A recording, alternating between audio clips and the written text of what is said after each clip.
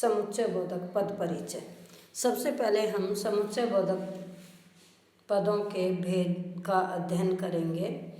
समुच्चय बोधक पद दो तरह के होते हैं। नंबर 1 समानाधिकरण, नंबर 2 वैधिकरण समुच्चय बोधक। नंबर 1 समानाधिकरण समुच्चय बोधक वे योजक शब्द जो दो समान अधिकार वाले अंशों को जोड़ते हैं, जैसे और, या, किंतु, परंतु, अथवा आदि।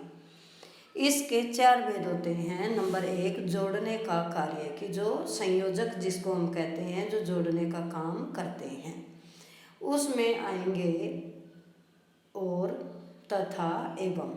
जैसे राम और रमेश बाजार गए, तो राम और रमेश दो शब्द हैं, शब्दों को जोड़ा गया है। ऐसे ही राम के छोटे भाई और बड़े भाई दोनों को बुलाओ, तो राम के छोटे भाई पदबंध है और बड़ा भाई पदबंध है। दो पदबंधों को जोड़ा गया है और से। राम आया और श्याम चला गया, अब यहाँ दो वाक्यों को और से जोड़ा गया है।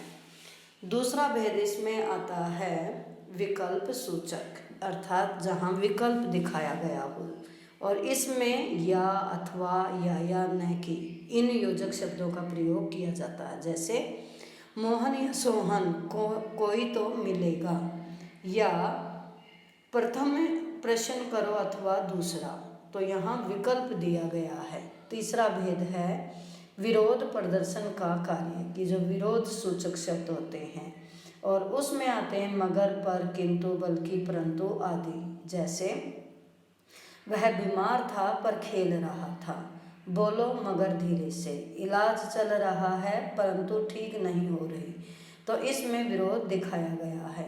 और नंबर 4 इसका भेद है परिणाम प्रदर्शन का कार्य, परिणाम सूचक। जैसे उसने बहुत पढ़ाई की इसलिए पास हो गया, तो इसलिए जो है परिणाम सूचक शब्द है। और इसमें अतः, इसलिए, नहीं तो, अन्यथा, मेहनत करो नहीं तो फेल हो जाओगे। दूसरा भेद है वैधिकरण समुच्चय बोधक। वैधिकरण समुच्चय बोधक प्राय मिश्रित वाक्यों में प्रधान उपवाक्य तथा आश्रित उपवाक्य के मध्य प्रयुक्त होते हैं, और ये भी 4 प्रकार के होते हैं। नंबर 1 हेतु बोधक, कि हेतु कहते हैं उद्देश्य को, कि जहाँ उद्देश्य स्पष्ट हो, क्योंकि, इसलिए, इस वजह से, इस कारण, चूंकि, इन योजक शब्दों का प्रयोग होता है। जैसे वह इसलिए नहीं आई ताकि तुम्हें बुरा न लगे। दूसरा भेद है संकेत बोधक, कि जहाँ संकेत किया जाए, इसमें यदि, तो, चाहे तो भी, यद्यपि, तथापि, तो भी इन योजक शब्दों का प्रयोग होता है। जैसे यदि घर में रहोगे तो बीमार नहीं होगे, या यद्यपि वह गरीब है तो भी कभी शिकायत नहीं करता, चाहे तुम काम न करो तो भी वह तुम्हें नौकरी से नहीं निकालेगा।